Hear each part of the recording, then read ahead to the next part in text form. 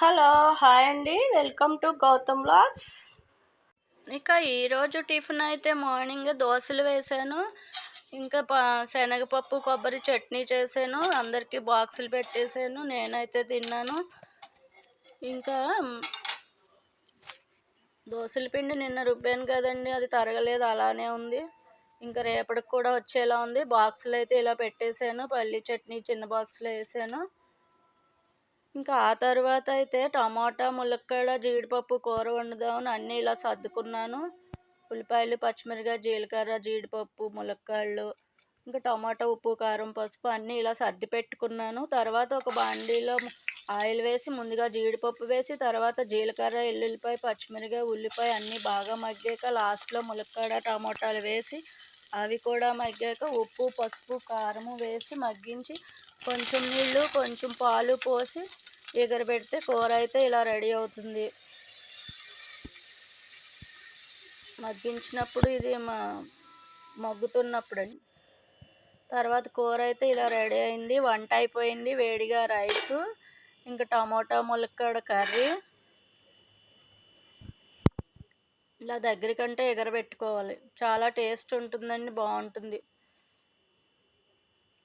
కొంచెం అల్లం వెల్లుల్లి పేస్ట్ అలవాటు ఉంటే అది వేస్తే ఇంకా బాగుంటుంది. ఇది నిన్న ఉన్న సాంబార్ ఉంటే కొంచెం పెట్టుకున్నాము. ఇంకా 12 వస్తుంది. అన్ని పనులు అయ్యాక నేను కూడా అన్నం తినేద్దామని పెట్టుకుంటున్నాను. పెరుగు ముందుగా కొంచెం ఆవకాయ కొంచెం 2 ముద్దల కూర కొంచెం సాంబారు ఇలా పెట్టుకుని నేనైతే భోంచేసేసాను. హలో హాయ్ అండి, ఆషాఢ మాసం గురించి తెలుసుకుందాం. ఉత్తరాషాఢ నక్షత్రంలో కూడిన పూర్ణిమ వచ్చే మాసం ఆషాఢ మాసం అవుతుంది.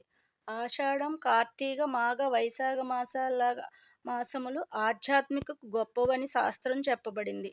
ఆషాఢ మాసంలో పెళ్ళిళ్లకు పనికిరాకపోయినా ఆధ్యాత్మికతకు మాత్రం చాలా ముఖ్యమైనదని శాస్త్రం చెప్పబడింది.